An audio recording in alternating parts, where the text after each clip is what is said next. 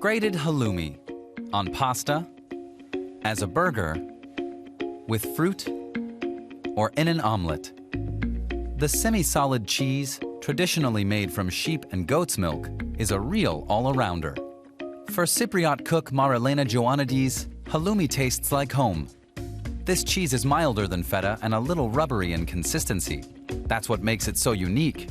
It's a quite soft cheese with a squeaky taste as you chew it, and an even squeakier taste when you grill it or cook it on a pan. Halloumi pan-fried or grilled. That's the classic way to cook it. You cook halloumi for a short time, medium to high temperature for a short time just to get some color, and then you eat it immediately.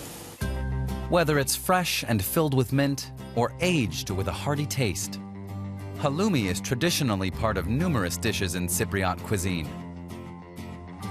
Marilena Joannidis constantly develops new recipes, like the halloumi burger. The burger mainly consists of grated halloumi, potatoes, onions, and eggs. This is halloumi burgers. We cook in the oven or grill or on a hot pan, and we can eat with bread, in a pita bread or any type of bread. Honey goes well with halloumi. For centuries, the Mediterranean island of Cyprus has been the home to halloumi. Where exactly and by whom it was first produced, that remains a mystery to this day. Probably Arab invaders brought halloumi to Cyprus in the 7th century. Halloumi is an integral part of the Cypriot cuisine, tradition, and culture. Halloumi is one of the oldest recorded cheeses in the world. The oldest reference for halloumi was found in a Venetian document dated back in 1554. The Pantelli family farm is at the foot of the Troodos Mountains in western Cyprus. Here they use only goat's or sheep's milk for their halloumi, the way it's traditionally been made in Cyprus for centuries. The milk is crucial to the halloumi's good taste. Here in the region around the city of Paphos, the livestock find the most nutritious plants on the island. In his small dairy, Pantelis Pantelli only makes cheese when he's got enough milk. This time, he only has goat's milk. I take 3 spoonfuls of rennet, a mixture of enzymes from the goat's stomachs. It curdles the milk.